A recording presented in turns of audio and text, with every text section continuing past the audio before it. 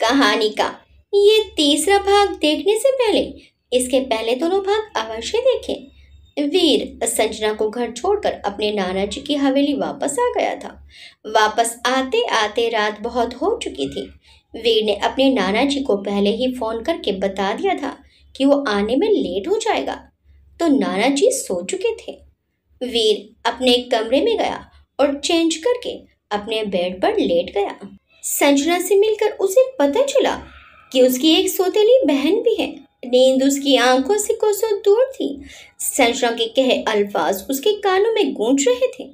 मेरे बाबा का नाम भानु प्रताप सिंह है। मेरे बाबा मुझसे बहुत प्यार करते हैं। वीर की आंखों में आंसू आ गए। आप तो अपनी दुनिया में खुश थे, तो हमारी याद आपको कैसे आती? आप अपने दोनों बच्चों पर प्यार लुटा रहे थे और हम आपके प्यार के लिए तरस रहे थे। हम आपको हर पल याद करते थे, पर आपको तो शायद अब याद भी नहीं है कि आपका कोई बेटा भी है जो आपके प्यार के लिए तरसता है। आपने हमारे साथ अच्छा नहीं किया बाबा। ये कहकर वीर रोने लगा। एक बार फिर उसके दिल का दर्द उसे तड़पा रहा था। काफी देर तक आंसू बहाने के बाद वीर ने अपने आप को शांत किया और सोने की कोशिश करने लगा। रात के किसी पहर उसकी आंख लग गई। अगले दिन वीर पिछले कई घंटों से लगातार अपने लैपटॉप में कुछ कर रहा था। काफी देर तक तो अमर सिंह जी ने कोई ध्यान नहीं दिया, मगर फिर जब बहुत ज्यादा वक्त बीत गया तो अमर सिंह जी 2 कप कॉफी लेकर उसके कमरे में उसके पास आए और बोले, हम देख रहे हैं वीर, आजकल आप कुछ ज्यादा ही बिजी रहने लगे हैं। इंडिया आने के बाद तो आप अपने इस बूढ़े नाना को भूल ही गए हैं। उनकी बात सुनकर वीर ने उनकी तरफ देखा, फिर अपना लैपटॉप बंद करके मुस्कुराकर बोला, क्या बात है नाना जी, आज अचानक आपको अपने बूढ़े होने का ख्याल कैसे आ गया? अमर सिंह जी उसे कॉफी का एक मग देते हुए बोले, क्या करें, जब बच्चे घर में होकर भी नजरअंदाज करें तो हमें समझ जाना चाहिए कि अब हम बूढ़े हो गए हैं और अब हमारे बच्चों को हमारी कोई ज़रूरत नहीं रही। वीर कॉफ़ी का मग लेकर बेड की साइड ड्रॉर पर रखकर अमर सिंह जी का हाथ पकड़कर उन्हें अपने पास बैठाकर प्यार से उनका हाथ पकड़कर बोला, प्लीज़ नाना जी, ऐसा मत कहिए। एक आप ही तो हैं जिनकी हमें हर वक्त और हर पल ज़रूरत है। आप उस वक्त हमारे साथ थे जब हम अपने अपनों के बीच बिल्कुल अकेला रह गए थे। तब आपने हमें संभाला, हमें इतना प्यार दिया। हम आपको नज़रअंदाज करें ऐसा कभी हो ही नहीं सकता। अमर सिंह जी प्यार से उसके गाल पर हाथ रखकर बोले, हम जानते हैं बेटा, हम तो बस ऐसे ही मजाक कर रहे थे। आप अपनी कॉफ़ी पीजिए वरना ठंडी हो जाएगी। फिर वो कॉफ़ी का एक सिप लेकर बोले, वैसे सुबह से आप क्या कर रहे हैं इस लैपटॉप में? वीर कॉफ़ी का सिप लेकर बोला, प्रेजेंटेशन तैयार कर रहे हैं नाना जी। अमर सिंह जी चौंक कर बोले, प्रेजेंटेशन? कैसा प्रेजेंटेशन? वीर बोला, हमारी 2-3 कंपनियों से बात हुई है उनके नए प्रोजेक्ट के लिए, तो बस उन्हीं के लिए प्रेजेंटेशन तैयार कर रहे थे हम। अमर सिंह जी बोले, मगर वीर बेटे, आपको ये सब करने की ज़रूरत क्या है? हमारा ये सब कुछ आपका ही तो है। आपको ही तो ये सब संभालना है और हमसे अब काम भी नहीं होता। वीर बोला, हम जानते हैं नाना जी, आप फिक्र मत कीजिए, हम हमेशा आपके साथ हैं। मगर नाना जी, फिर वो उठकर खड़ा हो गया और खिड़की पर खड़ा होकर बाहर देखते हुए बोला, हम खुद अपने दम पर अपनी एक नई पहचान बनाना चाहते हैं। जिन लोगों ने हमारी पहचान, हमारा वजूद मिटाने की कोशिश की, उन लोगों को एक नए वीर से पहचान कराना चाहते हैं हम। बहुत खुश हैं वो लोग, उन्हें लगता है कि उन्होंने वीर की हस्ती को मिटा दिया, मगर अब वीर एक नए रूप में उनके सामने आएगा। फिर वो पलटकर अमर सिंह जी के पास आया और उन्हें देखकर बोला, आपने हमें जिस जंग के लिए तैयार किया था वो वक्त अब आ गया है नाना जी। तो अब उस जंग का ऐलान कर दिया जाए, उन्हें ये एहसास दिला दिया जाए जिस वीर को उन्होंने अपनी जिंदगी से निकाल फेंका था, अब वही वीर उनकी जिंदगी में वापस लौट आया है, अपना वो सब वापस लेने जो उन्होंने उससे छीन लिया था। Mrs Ragini, Veer is back in your life, so you just wait and watch कि कैसे वीर तुम्हारे साम्राज्य का नाश करता है। अमर सिंह जी उसके पास आकर उसके कंधे पर हाथ रखकर बोले, मगर बेटे, इसके लिए आपको सबसे पहले अपने बाबा से टकराना होगा। क्या टकरा पाओगे उनसे? वीर अपनी आंखों को सिकोड़ कर थोड़े गंभीर स्वर में बोला, नाना जी, कभी कभी अपनों के पीछे छुपे दुश्मनों को बाहर लाने के लिए अपनों को तकलीफ देना जरूरी हो जाता है। अमर सिंह जी बोले। तो क्या सोचा है आपने? कोई प्लान है क्या आपके पास? वीर धीरे धीरे चलकर सोफे पर बैठ गया और अपनी एक टांग पर अपनी दूसरी टांग रखकर एक रहस्यमय मुस्कान मुस्कुराकर बोला। आजकल उसी प्लान पर तो काम कर रहे हैं हम नाना जी। अगर सब कुछ ठीक रहा तो हम बहुत जल्द मिसेस रागनी का साम्राज्य हिलाने की शुरुआत करने वाले हैं। अमर सिंह जी बोले। वो बहुत शातिर है वीर, हमारी सोच से कहीं ज्यादा गहरी। उसे हराना इतना आसान नहीं होगा। हमें बस तुम्हारी फिक्र है। वीर बोला। आप टेंशन मत लीजिए नाना जी। उसे लोगों के दिमाग से खेलने का शौक है तो अब हम भी उसके दिमाग से ही खेलेंगे।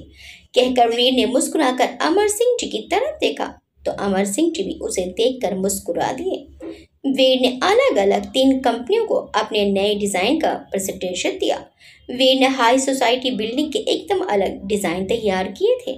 उसके डिजाइन नई तकनीक और हाई सोसाइटी के लोगों की हर सुविधा को ध्यान में रखकर बनाए गए थे। 2 कंपनियों के लिए उसका बजट थोड़ा ओवर हो गया, मगर तीसरी कंपनी ने सोचने के लिए थोड़ा सा वक्त मांगा क्योंकि वीर के डिजाइन उन्हें बहुत ज्यादा पसंद आए थे। 2-3 दिन के बेचैनी भरे इंतजार के बाद वीर को हाँ में जवाब आ गया। फिर जल्दी ही कागजी कार्यवाही के बाद सोसाइटी का काम शुरू हो गया।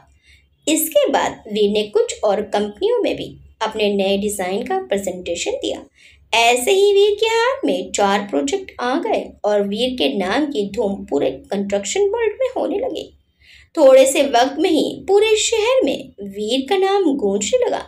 जल्दी ही वीर ने बीबीएस कंस्ट्रक्शन के नाम से अपना ऑफिस बना लिया और नए प्रोजेक्ट खुद चलकर उसके ऑफिस में आने लगे। वीर का इरादा सिर्फ बिल्डिंग बनाने तक ही सीमित नहीं था। आने वाले समय में वो और भी बिजनेस में हाथ आजमाने वाला था। ये तो बस एक छोटी सी शुरुआत थी। पहले तो भानु प्रताप जी ने वीपीएस कंस्ट्रक्शन की तरफ ज्यादा ध्यान नहीं दिया। उनकी कंस्ट्रक्शन कंपनी का नाम इतना ऊपर था कि ऐसी छोटी मोटी कंपनी से उनकी रेपुटेशन को कोई फर्क नहीं पड़ने वाला था।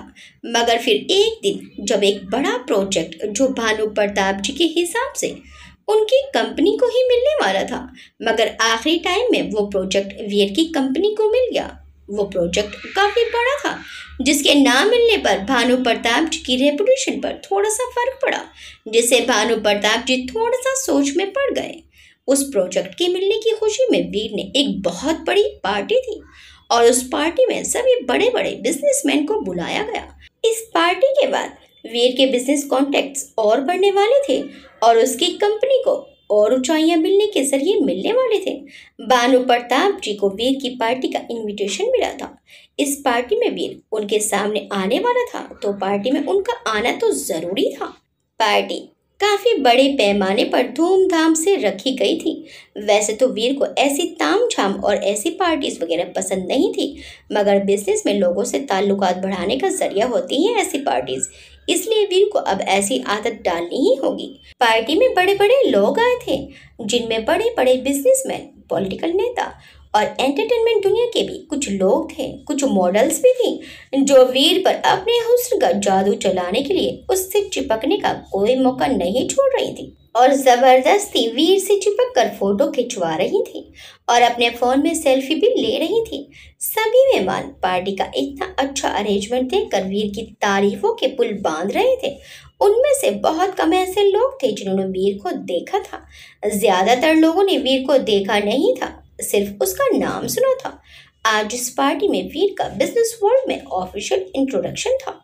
वीर पार्टी में आए सभी मेहमानों का स्वागत कर रहा था और उनकी फूलों के बुके के साथ मुबारकबाद कबूल कर रहा था, मगर उसकी नजर दरवाजे पर लगी थी क्योंकि उसे किसी खास मेहमान का इंतजार था। आखिर वीर का इंतजार पूरा हुआ और व्हाइट ब्रांडेड सूट पहने वो रागिनी के साथ पार्टी में दाखिल हुए, जो देखने में काफी दिलकश लग रहे थे। रागिनी ने स्लीवलेस व्हाइट ब्लाउज के साथ प्लेन ब्लैक साड़ी पहनी थी जिसके किनारों में चमकीले नग जड़े थे और साथ में उसने डायमंड का सेट पहना था। एक हाथ में डायमंड का ब्रेसलेट और दूसरे हाथ में गोल्ड की चेन वाली ब्रांडेड घड़ी पहनी थी जिसमें छोटे छोटे डायमंड जड़े थे।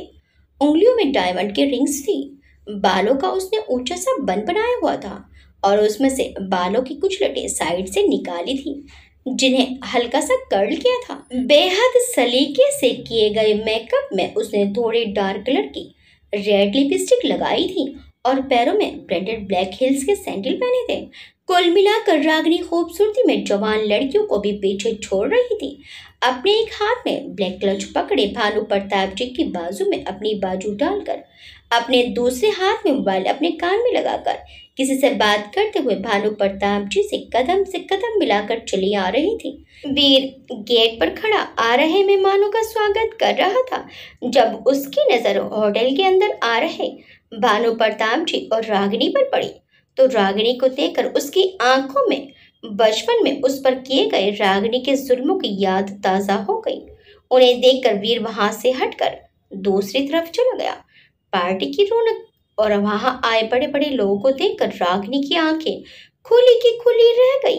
वो हैरानी से आंखें फाड़े सब देखकर भानु प्रताप जी से बोली, भानु जी, लगता है कोई बहुत बड़ा आदमी है। देखिए ना, इतनी बड़ी पार्टी किसी मामूली इंसान के बस की बात तो नहीं है। भानु प्रताप जी उसे ऐसे हैरानी से आंखें फाड़े देखते देख थोड़े हल्के गुस्से से आंखें निकालकर उसे देखकर बोले, क्या कर रही है रागिनी आप? इस तरह से मत देखिए जैसे कि किसी पार्टी में पहली बार आई हैं। आपके पति भी किसी से कम नहीं है। रागिनी छोटा गुस्सा दिखाकर बोली, तो फिर आप ऐसी पार्टीज क्यों नहीं करते?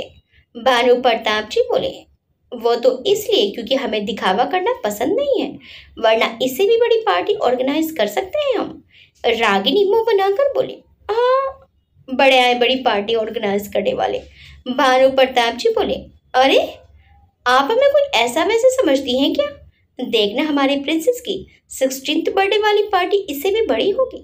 रागिनी बोली, ओहो, देखेंगे। भानु प्रताप जी बोली, हाँ तो देख लीजिएगा। वो दोनों आपस में ऐसे ही नोक झोंक कर रहे थे कि तभी हॉल में माइक में एक आवाज गूंजी, हेलो एवरीवन, आप सबका वीबीएस कंस्ट्रक्शन कंपनी की तरफ से बहुत बहुत स्वागत है। इस प्रोजेक्ट की मिलने की खुशी में आप सब लोग मेरे साथ मेरी इस खुशी में शामिल होने आए, इसके लिए हम आप सबका दिल से धन्यवाद करते हैं। और हम जानते हैं कि आप सब लोग हमसे कहीं ज़्यादा टैलेंटेड और इंटेलिजेंट हैं। हम तो अभी नए हैं, तो हमें आप सबका प्यार और आशीर्वाद चाहिए।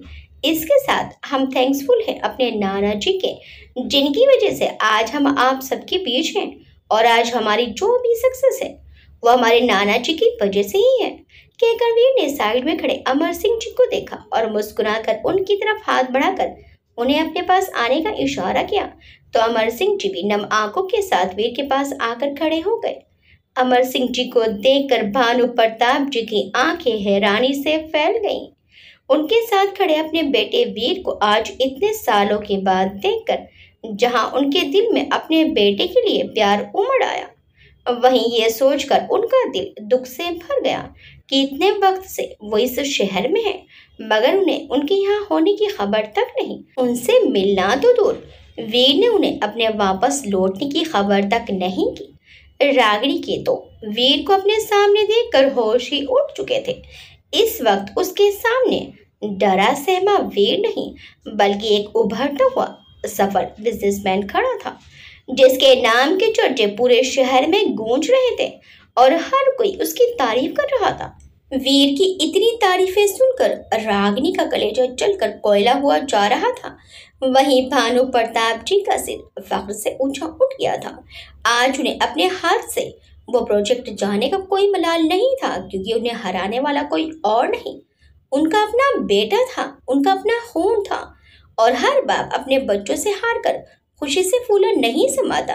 कुछ ऐसा ही इस वक्त भानु प्रताप जी को अपने बेटे से हार कर महसूस हो रहा था। वीर अपना एक हाथ उनके कंधे पर ले जाते हुए उन्हें एक साइड से हक करके आगे बोला, मेरे नाना जी ठाकुर अमर सिंह जी कोई गुमनाम शख्सियत नहीं है, एक जाना माना नाम है। आज हम जो कुछ भी हैं वो सब अपने नाना जी की वजह से ही है। अगर ये ना होते तो शायद हम भी ना होते, या तो मिट गए होते या फिर गहरी नजर से रागिनी को देखकर बोला, मिटा दिए गए होते। ये सुनकर रागिनी ने भानु प्रताप जी को तीखी नजर से देखा, तो फिर मुस्कुराकर अपनी नजर दूसरी तरफ घुमाकर बात का रुख बदलते हुए बोला, खैर, हम आज आप सबके सामने अपने नाना जी को थैंक यू कहना चाहते हैं। फिर वो अमर सिंह जी का हाथ पकड़कर उसे चूमकर बोला, थैंक यू नाना जी, thank you for everything and I love you lot. Amar Singh ji भरी आंखों से वीर के कान पर हाथ रखकर बोले, आई लव यू टू बेटा।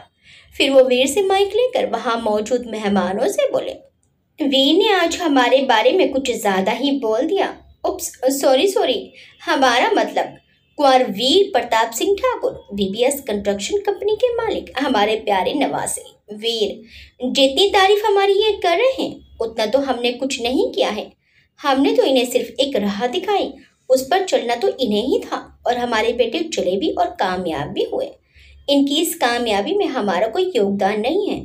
हमने तो इनसे कहा था कि हमारा बिजनेस संभाल ले, मगर इन्होंने कहा कि ये खुद अपने दम पर अपनी पहचान बनाना चाहते हैं और आज ये जो कुछ भी है वो सब अपने दम पर ही है।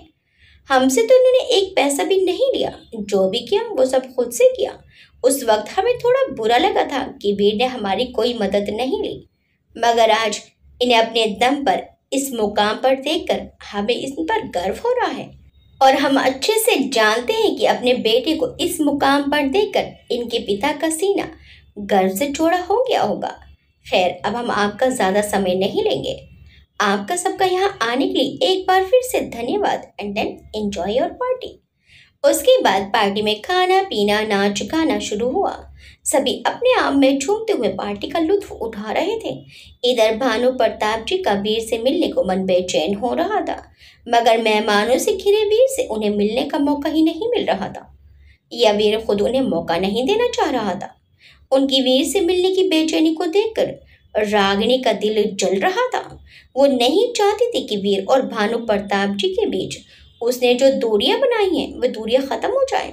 तो वो भानु प्रताप जी के पास आकर धीरे से बोले, भानु जी, मेरे ख्याल से अब हमें चलना चाहिए।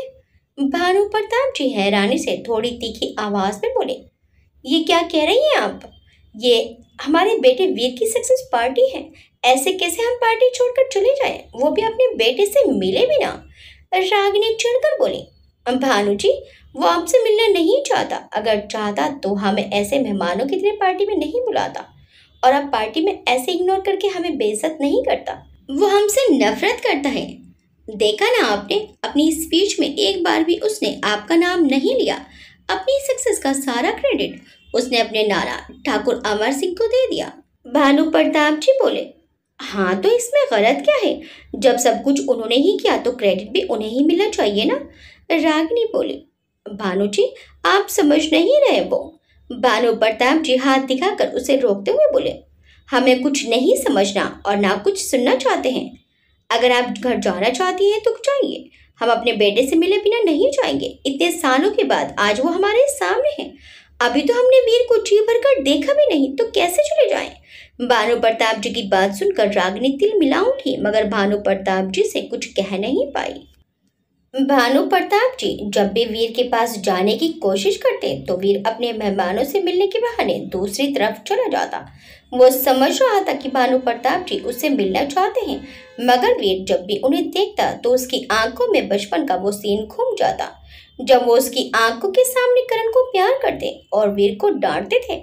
उस पल की यादें आते ही वीर के दिल में उनके लिए गुस्सा भर जाता और उसका दिल अफसोस से भर जाता कि एक औरत के प्यार में उस पर अंधा विश्वास करके कैसे उन्होंने अपने ही बेटे को खुद से दूर कर दिया और कभी उस पर विश्वास नहीं किया। अगर वो उस पर विश्वास करके एक बार उसकी बात सुन लेते तो आज उन्हें अपने ही बेटे से मिलने के लिए यूं तरसना नहीं पड़ता, मगर उन्होंने अपने बेटे की बजाय उस औरत पर विश्वास किया जो उनकी जिंदगी में अभी कुछ वक्त पहले ही आई थी। कैसे उनके खून के रिश्ते पर उस औरत के झूठे प्यार का रिश्ता भारी पड़ गया। वो जानता था कि इस सब में भानु प्रताप जी का कोई दोष नहीं है, ये सब तो रागिनी की साजिशों का नतीजा है, मगर विश्वास का नाता दिल से होता है और उस वक्त उन्होंने अपने खून के रिश्ते से ज्यादा अपने उस प्यार पर विश्वास किया जिससे जुड़े हुए उन्हें अभी थोड़ा वक्त ही हुआ था। वीर की आंखें भी नम थी, मगर उसका दिल उन यादों को भूलने को तैयार नहीं था जो यादें उसे आज भी तड़पा जाती हैं। अब वीर को उस भीड़ भरे माहौल में घुटन सी होने लगी तो वो बाकी की पार्टी अमर सिंह जी को संभालने का कहकर खुद वहां से जाने लगा। तो भानु प्रताप जी ने वीर को बाहर जाते देख लिया। तो वो भी उसके पीछे चल दिए। वीर अभी होटल से बाहर निकला ही था कि भानु प्रताप जी ने उसे पीछे से पुकारा, वीर बेटे। आवाज सुनते ही वीर के कदम वहीं रुक गए। उसने अपनी आंखें बंद कर ली और हाथों की मुट्ठियां भींच ली। वो वहीं खड़ा रहा, पीछे की तरफ नहीं पलटा। भानु प्रताप जी उसके पास आकर बोले, अभी तक नाराज हो अपने बाबा से? पलटकर देखना भी नहीं चाहते? वीर ने उनकी तरफ पलटकर उदास सी नजर से उन्हें देखा तो भानु प्रताप जी खुश होकर उसे अपने गले से लगाने के लिए आगे बढ़े, मगर इससे पहले कि वो वीर के गले लग पाते, वीर ने अपना हाथ दिखाकर उन्हें रोक दिया और बोला, हमें अनजान लोगों के गले लगना पसंद नहीं। भानु प्रताप जी चौंक कर बोले, वीर ये क्या कह रहे हैं आप? क्या आपने हमें पहचाने नहीं? हम हैं बेटे आपके बाबा भानु प्रताप सिंह। वीर एक उदास सी मुस्कान मुस्कुराकर बोला, मिस्टर भानु प्रताप सिंह जी भूल गए आप? बरसों पहले आप ही नहीं हमसे हर रिश्ता तोड़ लिया था। भानु प्रताप जी बोले, यूं ही कह देने से खून के रिश्ते नहीं टूटा करते बेटा। वीर बोला, माफ कीजिएगा मिस्टर सिंह, मगर हम अब उन रिश्तों को बहुत पीछे छोड़ आए हैं जिनमें सिवाय दर्द के हमें और कुछ नहीं मिला। जाइए आप अपने उन रिश्तों को संभालिए जो आपके अपने हैं।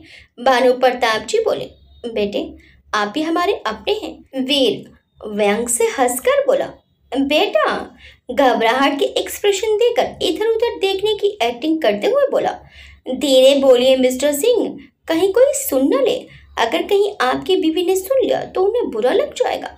भानु प्रताप जी बोले, वीर बेटा आप समझती क्यों नहीं? और रागिनी बुरी नहीं है बेटा, वो भी आपसे उतना ही प्यार करती है जितना कि हम। वीर एक टेढ़ी मुस्कान के साथ बोला, रियली आप प्यार करते हैं हमसे?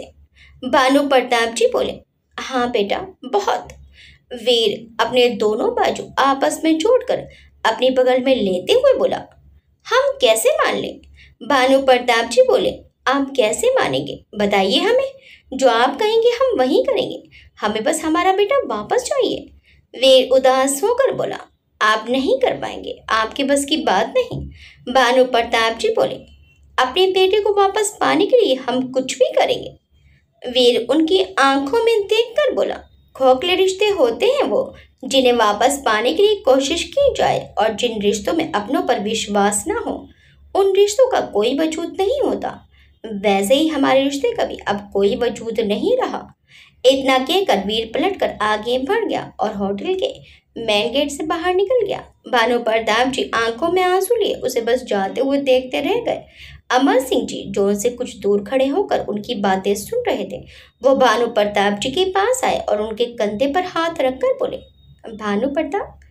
भानु प्रताप जी ने पलटकर देखा तो अपने सामने अमर सिंह जी को देखकर एक फीकी सी मुस्कान मुस्कुराकर उनके पैर छूने लगे तो अमर सिंह जी ने उन्हें कंधों से पकड़कर अपने गले से लगा लिया और बोले, कैसे हो बेटा?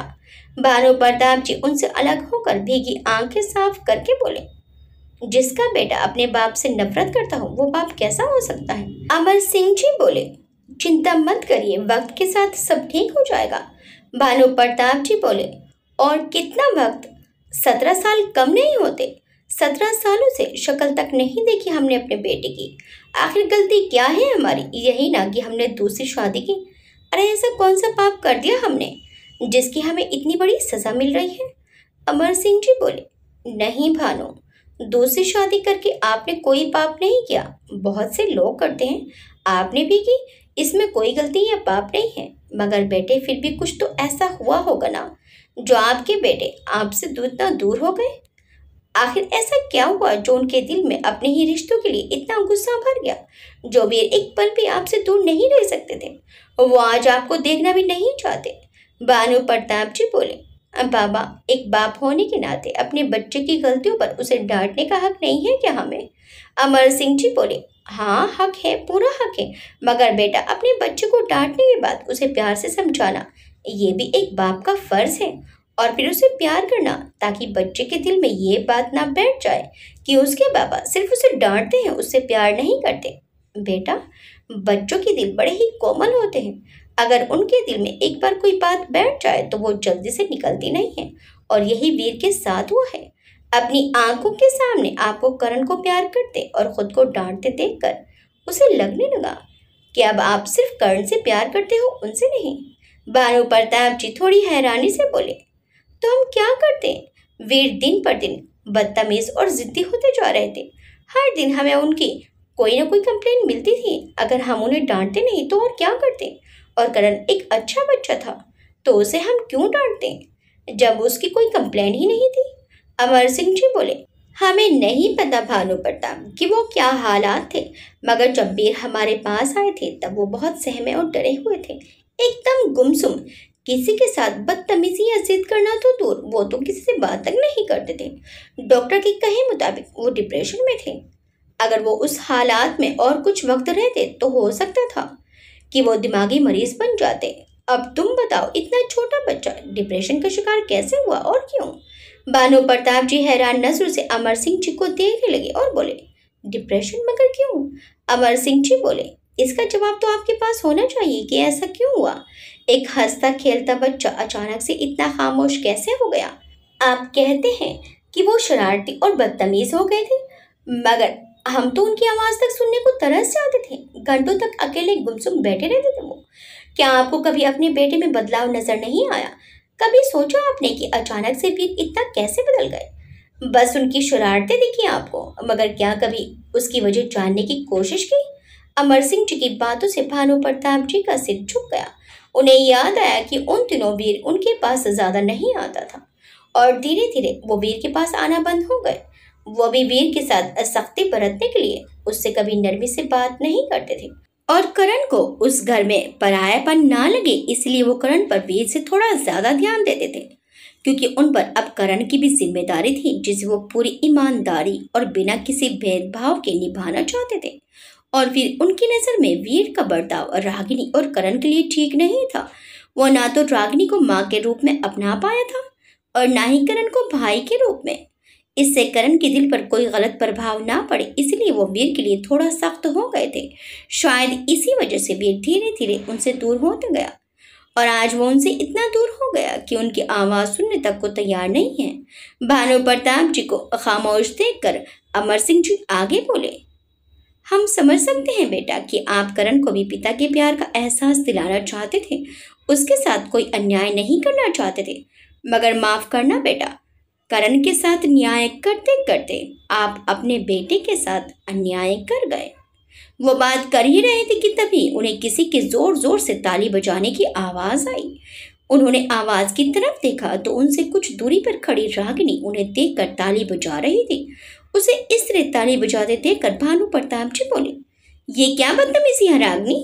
ताली बजाती हुई रागिनी उनके पास आ गई और व्यंग से एक एक शब्द चबा चबा कर बोली, बहुत खूब मिस्टर अमर सिंह, क्या खेल खेला है आपने। पहले हमारे बेटे को हमसे दूर किया, उसके दिल में हमारे लिए इतना जहर भर दिया और अब हम पर ही इल्जाम लगाने आ गए कि हमने उसकी ठीक से देखभाल नहीं की। कहना क्या चाहते हैं आप कि मेरे बेटे करण की वजह से वीर भानु प्रताप जी से दूर हुआ? यही कहना चाहते हैं ना आप? अरे कौन सा बाप अपने बेटे की गलतियों पर उसे नहीं डांटता?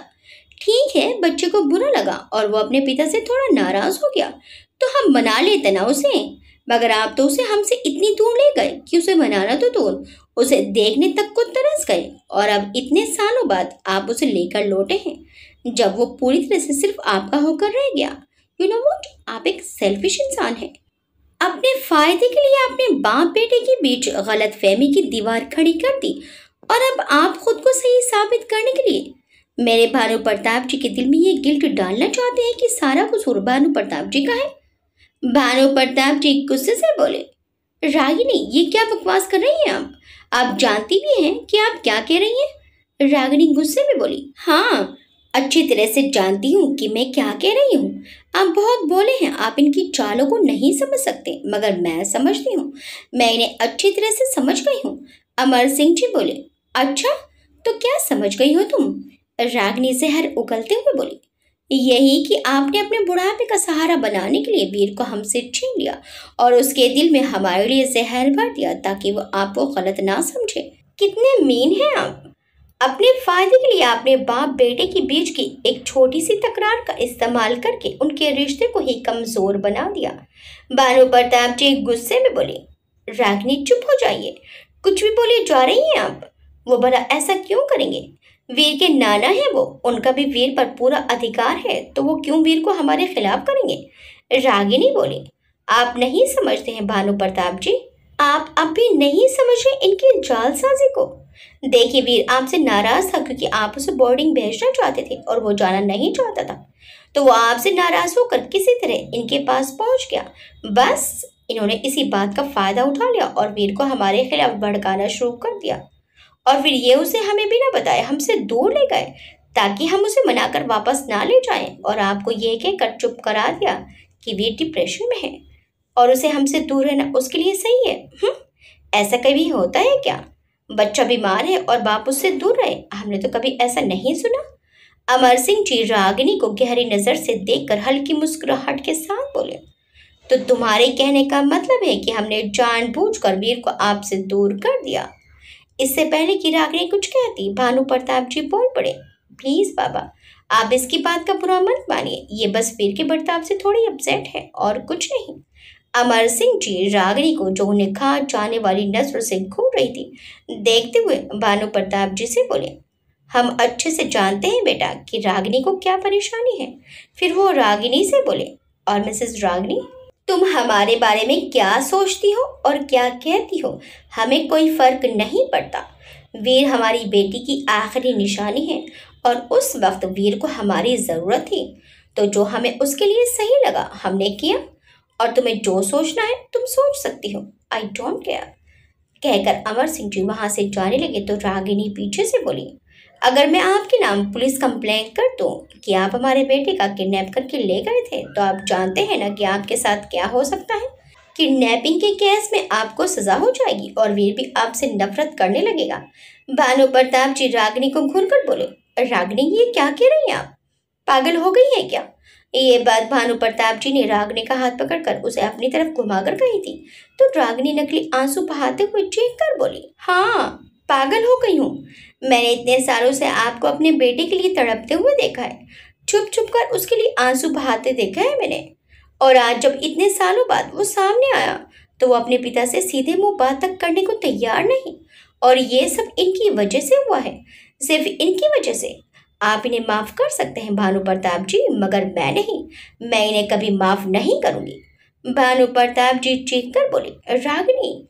अमर सिंह जी रागिनी के पास आकर उसे गहरी नजर से देखकर एक रहस्यमय मुस्कान अपने होंठों पर लाकर बोले, तो तुम हमारी कंप्लेन करोगी?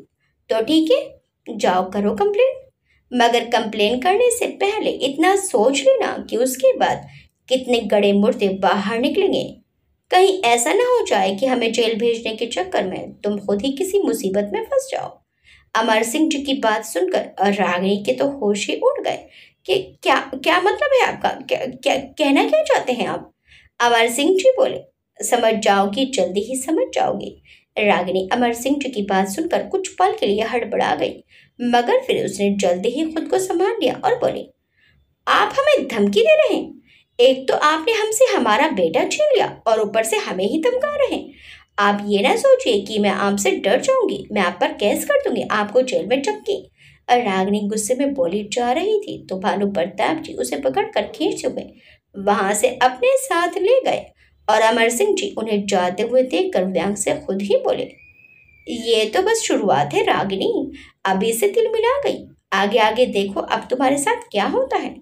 फिर एक उदास सी मुस्कान के साथ वो भी वहां से चले गए। पार्टी से आकर वीर हवेली में अपने कमरे में अपने बेड पर उदास सा बैठा था। भानु प्रताप जी के साथ हुई अपनी मुलाकात याद करके उसकी आंखों में आंसू आ गए। उसके साथ ही एक एक करके अपने बचपन की सारी यादें उसके जहन में ताज़ा हो गई। कैसे एक 5 साल के मासूम बच्चे पर उसने जुल्म किया, कैसे अपनी चालों से उसने एक बेटे से उसके बाप को अलग कर दिया, कैसे उसे उसके ही घर से दूर कर दिया। अचानक वीर को पुरानी यादों से घुटन सी होने लगी, तो उसने अपना कोट उतार कर बेड पर फेंक दिया और टाई भी ढीली करके निकाल कर फेंक दी, और फिर खुद खिड़की खोलकर वहां खड़ा होकर बाहर की ताज़ी हवा में गहरी सांस लेने लगा। कुछ देर बाद जब उसको कुछ ठीक फील हुआ तो वो ऊपर आसमान में चांद को देखकर मुस्कुराकर बोला, इन हजारों सितारों के बीच आप भी अकेली हैं माँ, जैसे अपनों के होते हुए हम भी अकेले हैं। फिर वो व्यंग से खुद पर हंसते हुए बोला, काश माँ हमें भी अपने साथ ले गई होती, तो कम से कम हम अपनी माँ के साथ तो होते। काश बाबा ने हमें कभी समझा होता। हमने तो सुना है कि माँ बाप अपने बच्चों के मन की बात उनकी आंखों में देखकर समझ जाते हैं। तो फिर आपने हमारी आंखों से हमारे मन की बात क्यों नहीं समझी बाबा?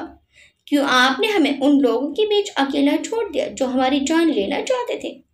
आज भी आप उन लोगों के साथ हैं, आज भी आपको हम पर भरोसा नहीं, क्यों बाबा? क्यों? क्यों आपने अपने बेटे का साथ छोड़ दिया? आप तो हमसे इतना प्यार करते थे, फिर आपका प्यार कैसे बदल गया? कैसे आपने अपने बेटे का प्यार भी करण को दे दिया? कैसे आपको पता नहीं चला कि वो लोग हमें कैसे टॉर्चर करते थे? कैसे आप अपने बेटे के दर्द को जान नहीं पाए? एक छोटा सा मासूम बच्चा जो अपने लिए लड़ भी नहीं सकता था, उस वक्त हमें आपकी जरूरत थी बाबा। मगर तब आप अपने नए रिश्तों को मजबूत बनाने में लगे हुए थे। उस वक्त नाना जी ने हमारा साथ दिया, हमें हर खतरे से बचाया, हमें इस काबिल बनाया कि आज हम खुद पर किए हर जुल्म का हिसाब ले सकें। हमने आपको बहुत मिस किया बाबा। नाना जी ने हमें बहुत प्यार दिया, मगर फिर भी नाना जी आपकी कमी तो पूरी नहीं कर सकते थे ना। हम आज भी आपको बहुत मिस करते हैं बाबा। हम आज भी आपसे बहुत प्यार करते हैं, मगर आपके जिस प्यार पर हमारा हक था, वो प्यार आपने उस करण को दे दिया। इसके लिए हम आपको कभी माफ नहीं करेंगे, कभी नहीं करेंगे बाबा, कभी नहीं। और ना उन लोगों को कभी माफ करेंगे। उनको हम उनकी किए की सजा देकर ही रहेंगे, जिन लोगों ने हमसे हमारे बाबा, हमारा घर और हमारे दादाजी से उनके आखिरी वक्त में मिलने का हक भी छीन लिया। हम उन्हें कभी माफ नहीं करेंगे, कभी नहीं। ये कहते हुए वीर की आंखों में जैसे आग सुलगने लगी। गुस्से की अधिकता से उसकी सांसें तेज तेज चलने लगी और गुस्से से उसने अपनी दोनों मुट्ठियां भींच ली और वहीं पड़ी चेयर पर बैठकर अपने आप को रिलैक्स करने की कोशिश करने लगा। उधर महल में आकर गुस्से से पैर पटकती हुई रागिनी सीधे अपने कमरे में गई और अंदर जाते ही गुस्से से अपना पर्स बेड पर पटक दिया। फिर एक एक करके अपनी पहनी हुई ज्वेलरी निकाल कर यहाँ वहां पटक दी। गुस्से से उसका मुंह तमतमा रहा था और आंखें लाल हो गई थी। उसने अपने गुस्से को कंट्रोल करने के लिए अपने जबड़े कसे हुए थे, मगर फिर भी उसका गुस्सा बढ़ता ही जा रहा था। तभी भानु प्रताप जी कमरे में आए और रागिनी को बाजू से पकड़कर अपनी तरफ घुमाकर गुस्से से उसे देखकर बोले, वो सब क्या था रागिनी? आप ऐसा कैसे कर सकती हैं? रागिनी झटके से खुद को भानु प्रताप जी से छुड़ाकर गुस्से से चीख कर बोली, क्यों? क्या गलत किया मैंने? भानु प्रताप जी बोले, इस तरह बाबा की बेइज्जती करके क्या मिल गया आपको? रागिनी गुस्से में बोली, एक तो मुझसे ये बर्दाश्त नहीं होता जब आप उन्हें बाबा कहते हैं। नहीं रहे वो अब आपके बाबा, कोई रिश्ता नहीं है अब आपका उनसे। आपकी बीवी अब मैं हूँ। रागिनी मिस्टर अमर सिंह की बेटी दामिनी नहीं रही, वो मर। रागिनी की बात पूरी होने से पहले ही भानु प्रताप जी पूरे जोर से चीखे कि एक पल के लिए रागिनी भी सहम गई। भानु प्रताप जी गुस्से से रागिनी को देखते हुए बोले, हम सोच भी नहीं सकते थे कि आप इस तरह की बात कहेंगी। क्या बिगाड़ा है उन्होंने आपका? हाँ? रागिनी गुस्से से तमतमाते हुए बोली, ये आप पूछ रहे हैं? आप? उन्होंने आपसे आपका बेटा छीन लिया और आप मुझसे पूछ रहे हैं? भानु प्रताप जी बोले, छीना नहीं है उन्होंने हमारा बेटा, हमने खुद खोया है अपने बेटे को। उन्होंने तो संभाला है उसे, हमें तो पता नहीं चला कब हमारे बेटे हमसे दूर होते चले गए। जो प्यार वीर को हमें देना चाहिए था, वो प्यार उन्होंने दिया वीर को इस काबिल बनाया कि आज हमारे बेटे ने हमें भी मात दे दी। एक पिता को इससे ज्यादा और क्या चाहिए कि उसका बेटा कामयाबी में उससे भी 2 कदम आगे बढ़े।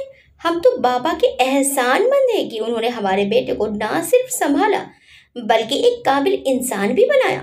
रागिनी बोली, मगर भानु जी। रागिनी ने कुछ कहना चाहा, मगर बीच में ही भानु प्रताप जी बोल पड़े, हम और कुछ सुनना नहीं चाहते रागिनी। उन्हीं की वजह से आज हमें अपने बेटे के घर वापस आने की उम्मीद तो है।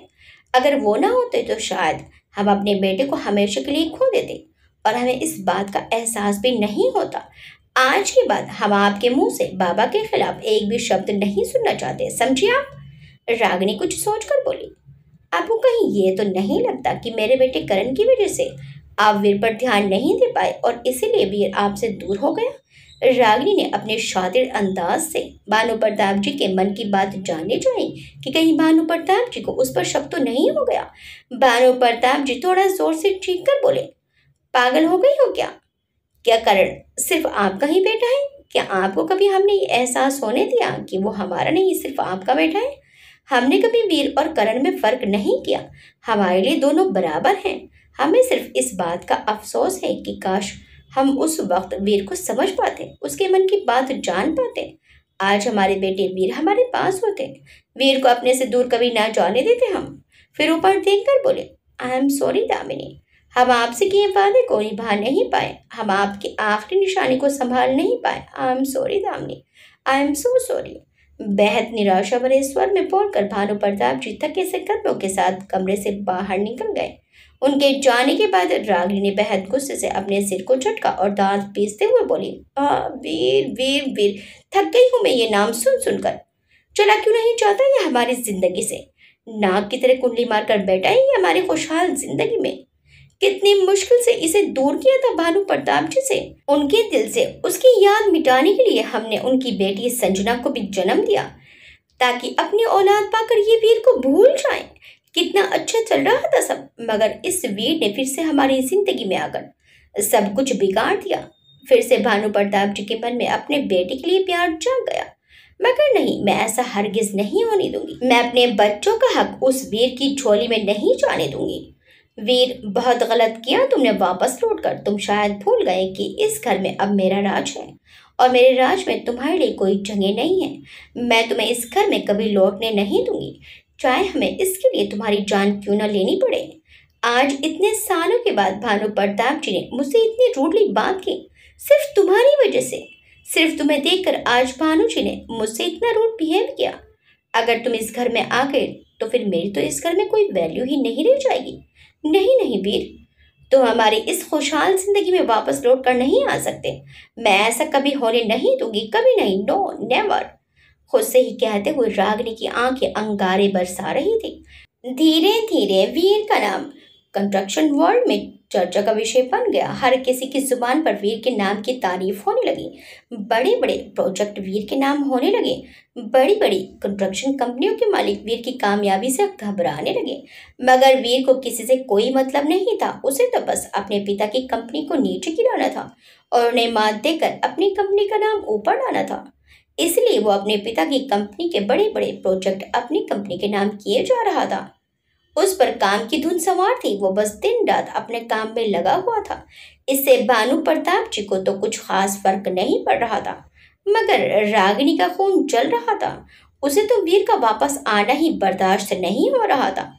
फिर वीर की दिन रात बढ़ती कामयाबी कैसे बर्दाश्त होती? वो बार बार भानु प्रताप जी को भड़काने की कोशिश करती कि वो वीर को रोके ताकि वो उनके प्रोजेक्ट ना छीने, मगर भानु प्रताप जी रागिनी की बात पर बस मुस्कुरा कर रह जाते। दरअसल भानु प्रताप जी भी जानते थे कि ये वीर के अंदर का गुस्सा है। वो उन्हें तकलीफ देकर अपने गुस्से को शांत करना चाहता है, इसलिए वो उसे नहीं रोकेंगे। अगर इस तरह से वो अपना गुस्सा शांत करना चाहता है तो ठीक है, ऐसे ही सही। और फिर कौन सा ऐसा बाप है जो अपने बेटे की तरक्की की ओर बढ़ते कदमों को रोकेगा? माँ बाप अपने बच्चों की कामयाबी ही तो चाहते हैं। भानु प्रताप जी की खामोशी देखकर रागिनी गुस्से से तिलमिला उठी। वीर की बढ़ती कामयाबी वो बर्दाश्त नहीं कर पा रही थी। उसका सुख चैन और रातों की नींद, भूख प्यास सब मिट चुका था। कुछ ना कर पाने की हालत में वो तड़प कर छटपटा रही थी और उसकी ये छटपटाहट उसके बेटे करण को भी तड़पा रही थी। कभी घर में और भानु प्रताप जी के साथ बिजनेस में ध्यान ना देने वाला, हर वक्त अपने आवारा दोस्तों के साथ दिन रात आवारागर्दी करने वाले करण ने जब बिजनेस में नुकसान होते हुए भी भानु प्रताप जी को कुछ न करने से अपनी माँ को परेशान होते देखा तो उसका भी जैसे खून खोल उठा। वो गुस्से से भानु प्रताप जी से बोला, बाबा ये सब क्या है? ये कौन है जो हमारे सारे प्रोजेक्ट हमसे छीन रहा है? और आप चुप क्यों हैं? कुछ करते क्यों नहीं? भानु प्रताप जी बोले, आप टेंशन मत लो बेटा, सब ठीक हो जाएगा। करण रूखे स्वर में बोला, कैसे ठीक हो जाएगा बाबा? जिस तरह से वो हमसे लगातार प्रोजेक्ट छीन रहा है, ऐसे तो हम बर्बाद हो जाएंगे। आखिर है कौन ये वीपीएस का ऑनर और क्यों हमारे पीछे पड़ा हुआ है? आप मुझे बताइए कि कौन है वो, मैं उसे। इससे पहले कि आगे वो कुछ कहता, रागिनी ने उसका हाथ पकड़कर धीरे से दबा दिया। जब करण ने उसकी तरफ देखा तो उसने उसे घूरते हुए ना में सिर हिला दिया तो करण रागिनी का इशारा समझकर रुक गया और गुस्से से वहां से अपने कमरे में चला गया। भानु प्रताप जी उसे गुस्से में जाते हुए देखकर बोले, अब इसे क्या हुआ? रागिनी बोली, मैं देखती हूँ। भानु प्रताप जी बोले, रुको हम भी आते हैं। रागिनी ने जवाब दिया, नहीं भानु जी आप रुकिए, वो गुस्से में है। मैं नहीं चाहती कि वो कुछ गलत कह दे आपसे गुस्से में। भानु प्रताप जी बोले, अरे लेकिन हम उसे। रागिनी उन्हें देखकर बोली, मैंने कहा ना आपसे, आप फिक्र मत कीजिए, मैं उसे सब समझा दूंगी। जब उसे सच्चाई पता चलेगी तो वो सब समझ जाएगा। अभी वो गुस्से में है, मैं पहले उसका गुस्सा शांत कर लूं, फिर आप उससे बात कर लीजिएगा, ठीक है? भानु प्रताप जी बोले, ठीक है, हम अपने रूम में जा रहे हैं, आप भी जल्दी आ जाइएगा। रागिनी मुस्कुराकर बोली, ओके, लव यू। रागिनी ने भानु प्रताप जी के कान पर किस करके कहा तो वो मुस्कुराकर अपने कमरे में चले गए। भानु प्रताप जी के जाने के बाद रागिनी के चेहरे के भाव बदल गए। उसके चेहरे की मुस्कुराहट गुस्से में बदल गई और उसी भाव के साथ वो करण के कमरे की तरफ बढ़ गई। करण के कमरे में आकर रागिनी उस पर बरस पड़ी। ये क्या बदतमीजी थी करण, तुम कैसे बात कर रहे थे अपने बाबा से? करण गुस्से में बोला, वो मेरे नहीं वीर के बाबा हैं, जब देखो वीर वीर करते रहते हैं। करण करण की ये बात सुनकर रागिनी चीख पड़ी, बकवास बंद करो अपनी, दोबारा मैं तुम्हारे मुंह से ये सुनना नहीं चाहती, समझ गए तुम? करण बोला, सॉरी माँ। रागिनी करण के पास आकर प्यार से उसकी गाल को छूकर बोली, वो तुम्हारे बाबा हैं और तुम्हारे ही रहेंगे। मैं वीर को उनकी जिंदगी में वापस लौटने ही नहीं दूंगी। ये सब कुछ, ये प्रॉपर्टी, धन दौलत, ये सब हमारा है और हमारा ही रहेगा। करण रागिनी का हाथ फाटाकर चिढ़ते हुए बोला, ये सब रहेगा तब हमारा होगा ना। जिस तरह से हमारे सारे प्रोजेक्ट उस वीपीएस कंपनी में जा रहे हैं, उससे लगता नहीं है कि हमारे पास कुछ बचेगा। और बाबा, वो चुपचाप क्यों बैठे हैं, कुछ करते क्यों नहीं? उन्हें देखकर तो ऐसा लग रहा है कि वो जानबूझकर कुछ नहीं कर रहे हैं। आखिर ये है कौन? रागिनी गुस्से से बोली, वीपीएस कंपनी कुंवर वीर प्रताप सिंह ठाकुर की है, यानी वीर की। करण चौंक कर बोला, व्हाट? रागिनी बोली, हाँ, वीर वापस आ गया है और वो ये सब जानबूझकर कर रहा है। करण हैरानी से बोला, क्या डैडी ये जानते हैं? रागिनी गहरी सांस लेकर बोली, हाँ वो जानते हैं, इसलिए वो चुप है।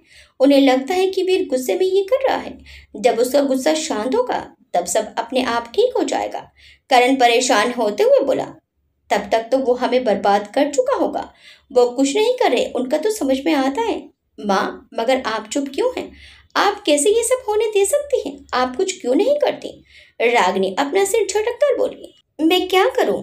तुम जानते हो ना कि भानु जी मुझे अपने ऑफिस के कामों में इन्वॉल्व नहीं करते और वीर के हमारी जिंदगी से चले जाने के बाद मैंने भी अपना पूरा ध्यान घर में तुम्हें और संजना को संभालने में लगा दिया। करण बोला, लेकिन माँ अब तो आपको ध्यान देना चाहिए ना, इससे पहले कि वो वीर हमारे घर आकर हमसे हमारा सब कुछ छीन ले। हमें कुछ करना होगा, वरना हमारे हाथ से सब कुछ निकल जाएगा, हम कहीं के नहीं रहेंगे माँ। रागिनी बोली, तुम्हारी बात मैं समझ रही हूँ करण, और वीर की बढ़ती कामयाबी से मैं परेशान भी हूँ और हैरान भी कि जिसे मैंने बचपन में इतना डराया कि वो डिप्रेशन में चला गया, जो मुझे देखते ही कांपने लग जाता था, और उसमें आज इतनी हिम्मत आ गई कि वो मुझसे टकराने आ गया। आखिर ऐसे क्या घुट्टी पिलाई उस बुढ़े ने उसे कि वो ना सिर्फ मेरे बनाए खौफ के जाल से बाहर निकला, बल्कि मुझे ललकारने यहाँ भी चलाया। मैं उसे जब भी देखती हूँ तो मेरा खून जलने लगता है। करण बोला, माँ आप एक बार कह दीजिए मुझे, जो काम आप उसके बचपन में नहीं कर पाई, वो काम मैं अब करूँगा, उसे जान से मार कर सारा खेल ही खत्म कर दूंगा। फिर हमें किसी बात का डर नहीं रहेगा, न रहेगा बांस, न बजेगी बांसुरी। रागिनी बेड पर एक टांग पर दूसरी टांग रख कर बैठते हुए बोली, तुम्हें क्या लगता है करण, मैंने सोचा नहीं था ये? सबसे पहले यही ख्याल मेरे मन में आया था, मगर मैं ऐसा नहीं कर पाई। करण बोला, लेकिन क्यों माँ, इसमें क्या प्रॉब्लम है? रागिनी बोली, प्रॉब्लम है करण, प्रॉब्लम है। एक तो अब उसे मारना इतना आसान नहीं है। वो डरा सहमा सा छोटा बच्चा नहीं रहा, एक पावरफुल इंसान बन चुका है वो। अगर हमने उसे कुछ करने का सोचा भी तो हर तरफ हंगामा हो जाएगा। सारा मीडिया, सारी पुलिस उसके कातिल को ढूंढने में लग जाएगी और भानु प्रताप जी भी चुप नहीं बैठेंगे। और वैसे भी एक तो अब उस तक पहुंच पाना मुश्किल है, कोई मामूली इंसान नहीं रहा वो। और अगर हम किसी तरह अपने मकसद में कामयाब हो भी जाते हैं तो इस वक्त उसे मारकर हमें कोई फायदा नहीं होगा, बल्कि हमारी इतने सालों की सारी मेहनत पर पानी फिर जाएगा। क्या मतलब? करण रागिनी के पास बैठकर उसे देखकर बोला तो रागिनी उसे देखकर बोली, कुछ दिन पहले मैंने भानु प्रताप जी और उनके वकील की बात सुनी, जिसे सुनकर मुझे पता चला कि वीर को मारने का मतलब है खुद अपने ही पैरों पर कुल्हाड़ी मारना। करण ने हैरानी से पूछा, ऐसा क्या सुना आपने माँ? फिर रागिनी करण को वो सब बताने लगी जो उसने कुछ दिन पहले भानु प्रताप जी की स्त्री रूम में छुप कर खड़ी होकर सुना था। आगे क्या होगा? रागिनी ने वकील को ऐसा क्या कहते सुना था? रागिनी और करण अब आगे क्या प्लान बनाएंगे? क्या वीर की जिंदगी में कोई लड़की आने वाली है? कैसी होगी वो लड़की जो वीर की जिंदगी में आएगी? देखिए इस कहानी के अगले भाग में। आपको ये कहानी कैसी लगी हमें कमेंट करके जरूर बताइएगा। वीडियो अच्छी लगी तो वीडियो को लाइक शेयर सब्सक्राइब करना मत भूलिएगा। मिलते हैं इस कहानी के अगले भाग में। Till then bye bye.